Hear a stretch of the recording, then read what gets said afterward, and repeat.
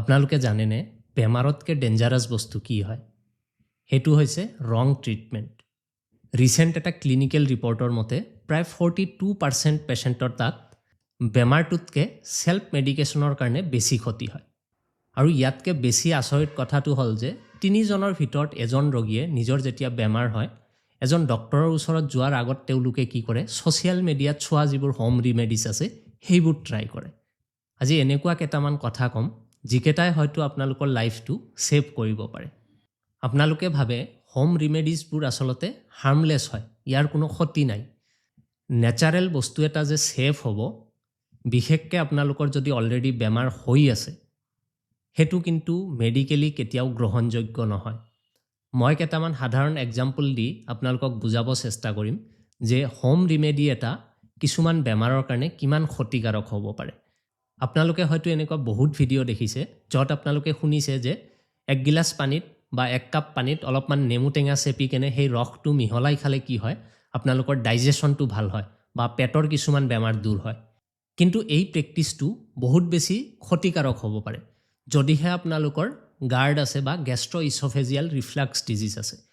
এটা ষ্টাডিত পাব্লিছ হৈছিল যে 29% গাৰ্ড পেচেণ্ট নেমু টেঙা বা এনেকুৱা এচিডিক খাদ্য খাই কেনে তেওঁলোকৰ চিমটমছটো বেছি হৈছে বা সমস্যাটো বাঢ়িছে। যদি আপোনালোকৰ এচিড ৰিফ্লাক্স আছে, গাৰ্ড আছে, নেমু টেঙা হৈছে এটা এচিড। যেতিয়া এটা এচিডে আকৌ এচিড ৰিফ্লাক্স থকা ৰোগীৰ পেটত যাব বা খাদ্য নলীত যাব, তেতিয়া অট'মেটিকেলি কি হ'ব, আপোনাৰ এচিড ৰিফ্লাক্সটো বাঢ়িব। ধৰি লওক এজন পেচেণ্টৰ কিডনীৰ কিবা সমস্যা আছে। আপোনালোকে বহুত এনেকুৱা আয়ুৰ্বেদিক পেজত পাব, বিশেষকৈ যিবোৰ কোৱালিফাইড ডক্টৰ নহয়, যিবোৰে হোম ৰিমেডিজ শ্বেয়াৰ কৰে, তেওঁলোকৰ তাত পাব যে আপোনালোকে এল'ভেৰা জুচ খাওক, আপোনালোকৰ কিডনীটো কি হ'ব, ডিটক্স হৈ যাব। আপোনালোকে বিলিভ কৰক, নেফ্ৰলজি ছাৰ্ভেৰ মতে 18% একিউট কিডনী যিবোৰ প্ৰব্লেমছ আছে সেইবোৰ কেৱল নেচাৰেল বা হোম ৰিমেডিজ যিবোৰ ডিটক্সৰ কাৰণে ব্যৱহাৰ কৰা হয় তাৰ পৰা হয়। বুজি পাইছেনে?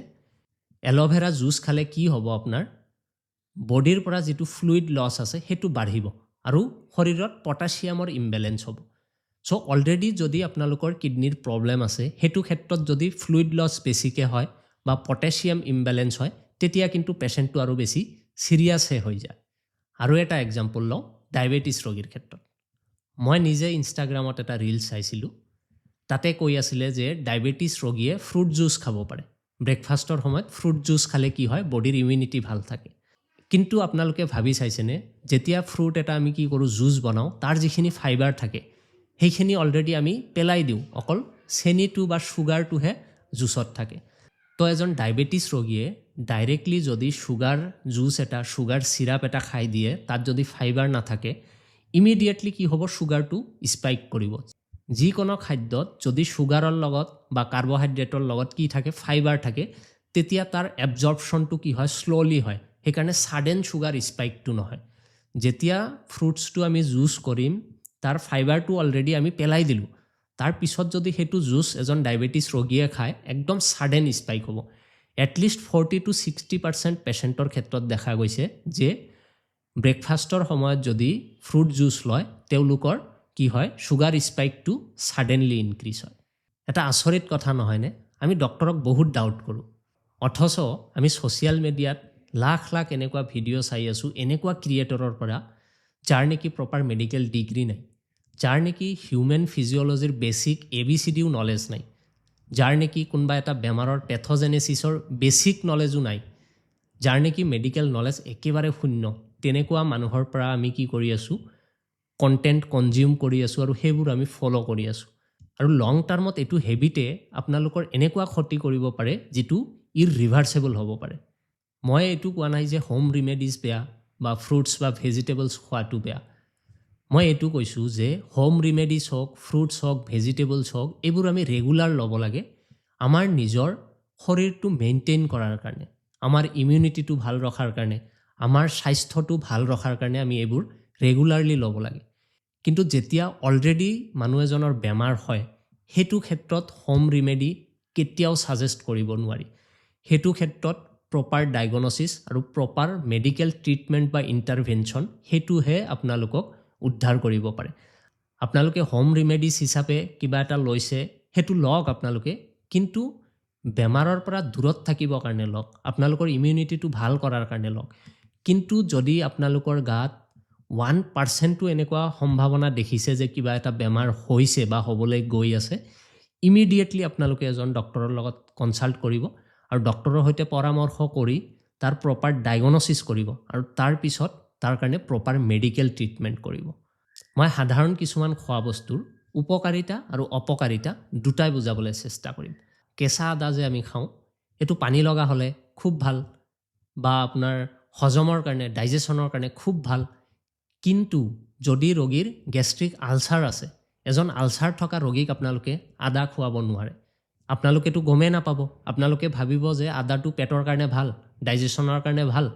হয়তো আপোনালোকে আলচাৰ থকা ৰোগী এজনকো খুৱাই দিব পাৰে, বা ইণ্টাৰনেল যদি ব্লিডিং হৈ আছে সেইটো ক্ষেত্ৰতো আপোনালোকে আদা খুৱাই দিব পাৰে। যদি ব্লিডিং টেণ্ডেঞ্চি আছে বা গেষ্ট্ৰিক আলচাৰ আছে, তেনেকুৱা ৰোগীক আপোনালোকে আদা খাব দিব নোৱাৰে।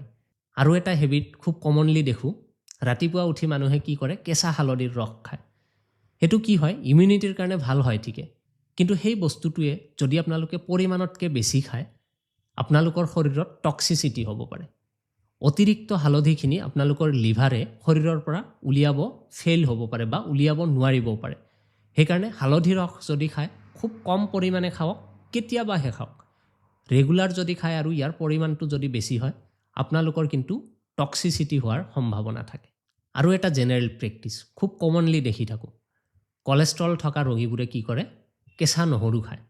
বাৰু সেইটো ঠিকে আছে, কিন্তু সেই ৰোগীজনৰ যদি অলৰেডি হাৰ্ট ব্লক আছে বা ক'ৰবাত আৰ্টাৰী ব্লক আছে, তেওঁলোকে অলৰেডি ব্লাড থিনাৰ লৈ আছে, ব্লাডটো পাতল কৰিবৰ কাৰণে যদি মেডিচিন লৈ আছে, হাৰ্টৰে ৰোগী, কলেষ্ট্ৰল হ'লেও কি হয়, হাৰ্ট ব্লক হয়।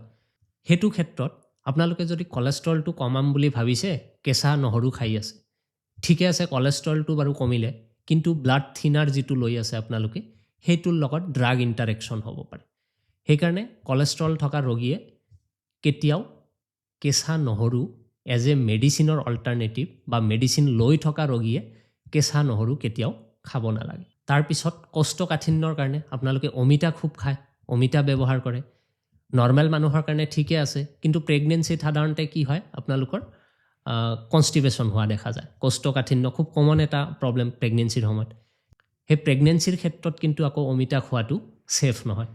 আমাৰ যিটো ৱৰ্ল্ড হেল্থ অৰ্গেনাইজেশ্যন আছে, তাৰ এটা ছাৰ্ভেৰ মতে প্ৰায় 60% যিবোৰ টক্সিচিটি কেছ আছে, তাৰ মেইন কাৰণ হৈছে হাৰ্বেল মেডিচিন লোৱা।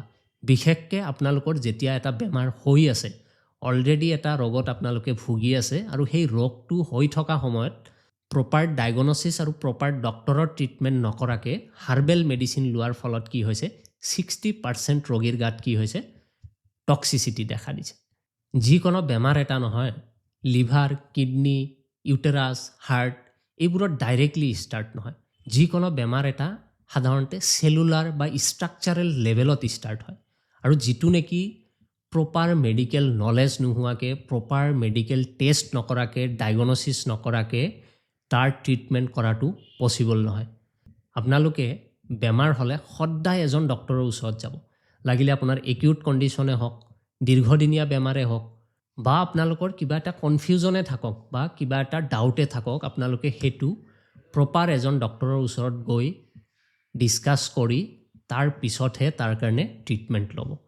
ভিডিঅ'টো চোৱাৰ পিছৰ পৰা আপোনালোকে যেতিয়াই হোম ৰিমেডিছ বা নেচাৰেল ৰিমেডিছৰ কথা ভাবে, বা যাৰ পৰা ইনফৰমেশ্যনটো আপোনালোকে শুনি আছে, নিজে ল'ম বুলি যদি ভাবিছে, তেনেহ'লে এবাৰ নিজকে প্ৰশ্ন কৰিবচোন যে যিজন মানুহৰ পৰা আপোনালোকে ইনফৰমেশ্যনটো পাই আছে, সেই মানুহজনৰ মেডিকেল কোৱালিফিকেশ্যন আছে নেকি? সেই মানুহজনক আপুনি চিনি পায় নেকি? আপোনাৰ বেমাৰ কি হৈছে, আপোনাৰ মেডিকেল হিষ্ট্ৰী, আপোনাৰ আগতে কি বেমাৰ হৈছিলে, আপোনাৰ কিবা বেমাৰ ঘনাই ঘনাই হৈ থাকে নেকি, আপোনাৰ মেডিকেল হিষ্ট্ৰী, আপোনাৰ ডায়েবেটিছ আছে নেকি, এলাৰ্জি আছে নেকি, এষ্টেমা আছে নেকি, এইবোৰ বস্তু সেই মানুহজনে জানে নেকি, যাৰ কথাত আপোনালোকে হাৰ্বেল মেডিচিন বা হোম ৰিমেডিছ ল'ব গৈছে? আপোনালোকে জাষ্ট এবাৰ এই প্ৰশ্নটো কৰিব, চাব আপোনালোকে বেমাৰৰ কাৰণে হাৰ্বেল মেডিচিন, হোম ৰিমেডিছ এইবোৰ লোৱাৰ আগত ইয়াৰ পৰিণামটো কি হ'ব পাৰে আপোনাৰ চকুৰ আগত নিজে ভাহি উঠিব। মই আকৌ এবাৰ কৈ আছোঁ, মই আপোনালোকক এইটো কোৱা নাই যে আপোনালোকে হাৰ্বেল মেডিচিন নল'ব বা আপোনালোকে হোম ৰিমেডিজ নল'ব। আপোনালোকে লওক, নিজে ফিট থাকিবৰ কাৰণে লওক, কিন্তু যদি আপোনালোকৰ অলৰেডি বেমাৰ হৈ যায় সেইটো সময়ত কিন্তু আপোনালোকে সদায় এজন ডক্তৰক কনচাল্ট কৰিব। আপোনালোকে যদি সঁচাকৈ নিজৰ শৰীৰটোক ভাল পায় তেনেহ'লে এনেকুৱা ভাইৰেল ভিডিঅ'বোৰ চাই নিজৰ শৰীৰটোক ট্ৰিটমেণ্ট নকৰিব। ইয়াৰ কাৰণে বহুত ডক্তৰ আছে, আপোনালোকে ডক্তৰৰ সৈতে পৰামৰ্শ কৰিব। মই যে ইমান কথাখিনি ক'লোঁ নহয়, মই কিয় ক'লোঁ জানেনে? আজিৰ পৰা 6 মাহমান আগত এজন ৰোগী আহিছিল মোৰ চেম্বাৰত। ৰোগীজন মোৰ ইয়াৰ পৰা 10 কিলোমিটাৰ দূৰত। সৰুৰ পৰা মানুহজনক মই চিনি পাওঁ, বয়স প্ৰায় আপোনাৰ 50 মান হ'ব। মানুহজনৰ কেঞ্চাৰ হৈছে, এইখিনিত ডাঙৰ লাম্প এটা আছে, অলৰেডি ডায়েগনচিছ হৈ গৈছে কেঞ্চাৰ। মানুহজনে ট্ৰিটমেণ্টৰ বাবদ ৰাতিপুৱা খালী পেটত 1 গিলাচ গৰম পানীত নেমু টেঙা চেপি খাই আছে। যেতিয়া ছাডেনলি কি হ'ল, খোৱাৰ অসুবিধা হ'ল, ডিঙিত বিষ অনুভৱ কৰে, খাব নোৱাৰে, চুবাব নোৱাৰে, জ্বৰ উঠে, খুব বেছি বিষায়, তেতিয়া ৰোগীজন মোৰ ইয়াত আহিলে। পিছত মই সুধিলোঁ যে আপুনি ইমান দিন কি ট্ৰিটমেণ্ট কৰিছে? কয় বৰপেটা মেডিকেল কলেজত গৈছিলোঁ, তাতে বহুতখিনি টেষ্ট কৰিছে, গোটেইখিনি টেষ্ট ৰিপৰ্ট অনা নাছিলে, হয়তো MRI কৰিবও দিছিলে। মোক পেচেণ্টজনে ক'লে যে মোক MRI মেচিনত উঠাইছিলে, কিন্তু মোৰ ব্লাড প্ৰেছাৰটো বাঢ়ি যায়, ভয় লাগে, সেইকাৰণে MRIটো কৰিব পৰা নাই। কিছুমান কেঞ্চাৰৰ ক্ষেত্ৰত MRI কৰোৱা হয়, বায়পছিৰ লগতে MRIও কৰোৱা হয়, সেই লিজনটোৰ এক্সটেণ্টটো চাবৰ কাৰণে। যদি অপাৰেশ্যন প্লেন কৰে তাৰ আগত MRI এখন কৰোৱা হয় জেনেৰেলি, তো হয়তো MRIয়ে কৰিব দিছিলে। পিছত মই ধুনীয়াকৈ বুজাই মেলি ৰোগীজনক আকৌ বৰপেটা মেডিকেলত পঠাই দিছোঁ। এই ৰোগীজনৰ ঘটনাটোৰ পৰা মোৰ এটা চিন্তা হৈছিলে যে ছ'চিয়েল মিডিয়াত এনেকুৱাতো বহুত ইনফৰমেশ্যন আছে, ৰং ইনফৰমেশ্যন আছে, বা সেই ইনফৰমেশ্যনবোৰক চাইণ্টিফিকেলি বেক কৰিব পৰা কোনো কেপাচিটি নাই, সেইবোৰ মানুহৰ কোৱালিফিকেশ্যন নাই, কেনেকৈ শ্বেয়াৰ কৰি আছে।